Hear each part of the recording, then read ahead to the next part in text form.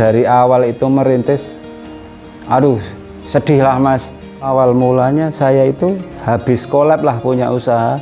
Aset yang saya punya itu saya jual semua Mas, seperti rumah, pekarangan, dan kendaraan itu saya lepas semua Mas. Bangkrut saya punya usaha, saya lepas semua, saya pengen nggak punya utang Mas, pengennya begitu.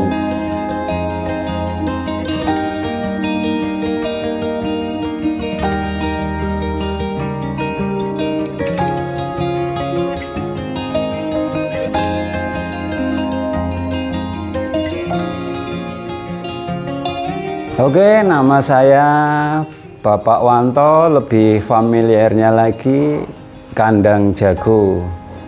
Untuk saat ini saya menekuni peternakan di dunia ayam ekor lidi, dan lokasi tepatnya di Desa Kebon Dalem, Kecamatan Kutoarjo, Kabupatennya Purworejo.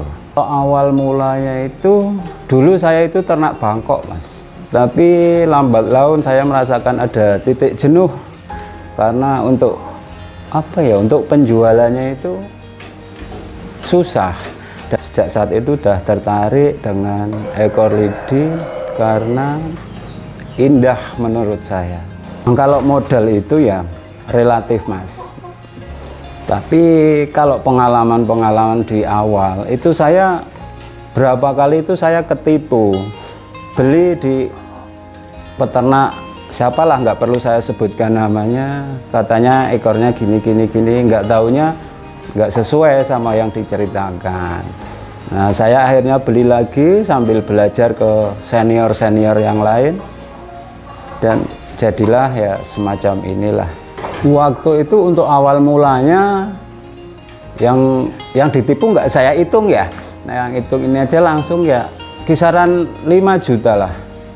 Itu untuk pacek yang kualitasnya sedengan, sama betinanya itu 2 ekor. Kalau perbedaan yang sangat jelas itu ya jelas di ekornya Mas. Kalau secara postur, secara visual itu hampir sama, cuman yang sangat jelas perbedaannya itu di ekor Mas. Ekor harus lebih panjang, lebih kaku. Kalau dari segi lainnya tetap hampir sama-sama Bangkok biasa. Kalau ekor lidi super itu pertama ya panjang itu harus Mas, soalnya nanti kalau di kontes itu ada panjang minimal yang ditentukan sama panitia, sama juri, itu ada panjang minimal. Terus kekakuan itu nomor 1 Mas. Tapi semua dari postur, dari muka, sisik itu sangat menunjang, jadi keseluruhan Mas. Walaupun ekornya panjang, kaku, tapi kalau postur kurang ya nanti tetap kurang penilainya. Kalau kita pertama kita bicara paruh itu ya diutamakan itu harus bersih Mas. Nah, terus jengger itu ibaratnya mahkotanya ayam, itu harus simetris. Tidak boleh miring, tidak boleh ngees.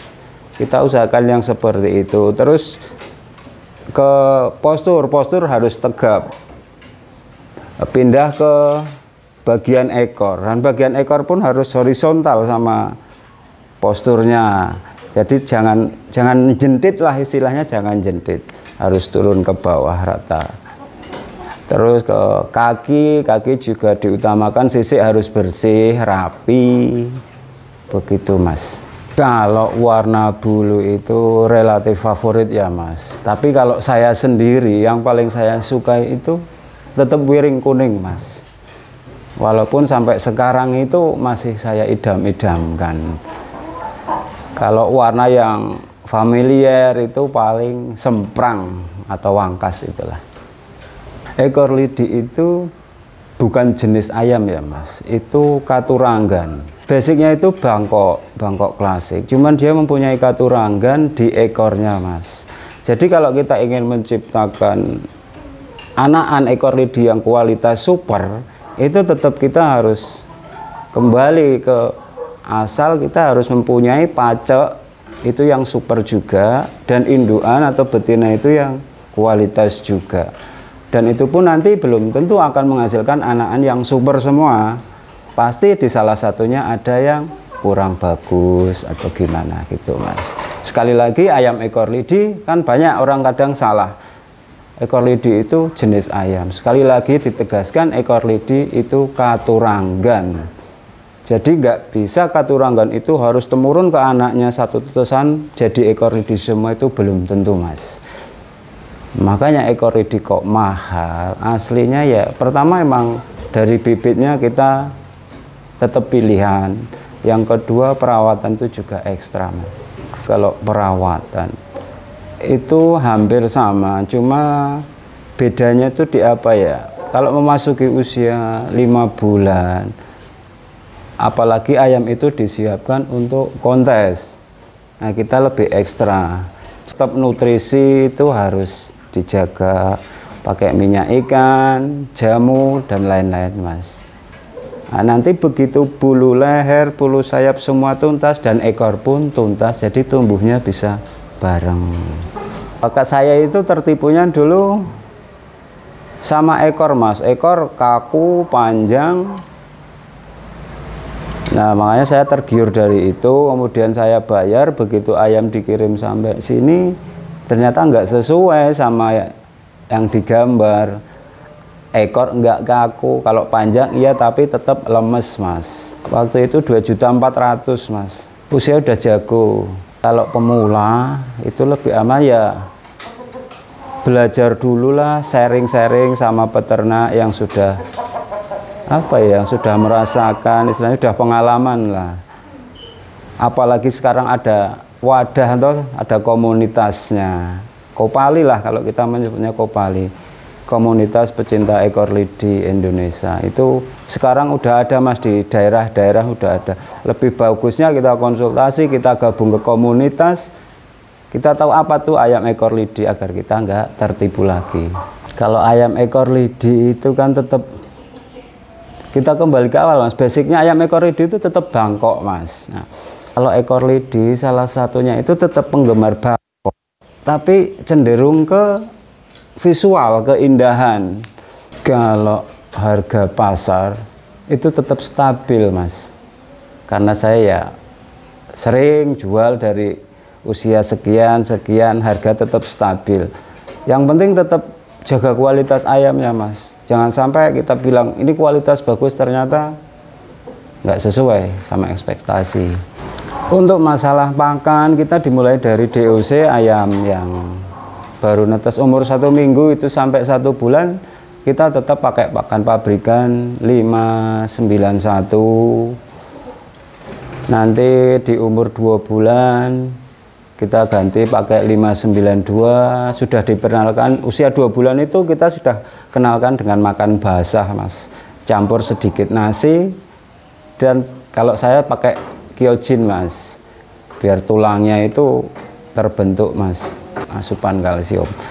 Kalau untuk pemberian makan itu pola makannya kalau masih kecil itu tetap mas sama aja mas, pagi siang sore itu kalau masih kecil. Tapi kalau sudah 6 bulan ke atas kita sore aja mas, ngasih makannya tiap sore, sehari sekali. Karena kalau kita ngasih pagi dikasih makan, sore dikasih makan, biasanya ayam kurang lahap makanya. Makanya kita biasakan makan sore aja gitu. Kalau mandi, yang ayam kita mandikan itu kalau yang jago ya mas, yang udah jago itu kita mandikan paling ya seminggu itu 2 kali mas. Cuman kita lihat kondisi ekornya mas, kalau ekornya masih rebung itu ya mandinya jangan full, itu kalau saya mas, lap tipis-tipis saja mas. Kalau umbaran itu ya sangat penting mas, karena kalau ayam nggak pernah diumbar di dalam box terus, itu nanti efeknya ke kaki mas biasanya mas. Apa ya, kurang gesit lah. Tetap ayam itu harus diumbar, walaupun 15 menit itu tetap ditaruh di umbaran mas. Total populasi ayam di kandang saya saat ini ya kisaran 20 ekor mas. Dan 20 ekor itu ada yang baru netes juga mas. Saya terjun berternak ekor lidi sekitar 8 tahunan. Kalau kendala itu banyak mas, apalagi apa ya, musim pergantian cuaca kayak gini, kita harus lebih ekstra hati-hati mas lah. Itu banyak sekali ayam yang terkena virus, kena penyakit. Nah, itu kendala-kendala yang harus diperhatikan mas. Kalau namanya sudah aratan, itu nggak bisa diatasi. Itu kalau menurut saya nggak bisa diatasi mas. Makanya kalau bisa sebagai peternak, apa ya, gimana menghadapi aratan supaya ayam kita nggak jadi korban. Nah itu tekniknya dari awal kita udah mensehatkan ayam itu dulu, seperti divaksin, herbal, dan lain-lain mas. Saya mengalami kematian itu pernah mas, satu kandang mati semua, cuma disisakan 1 ekor.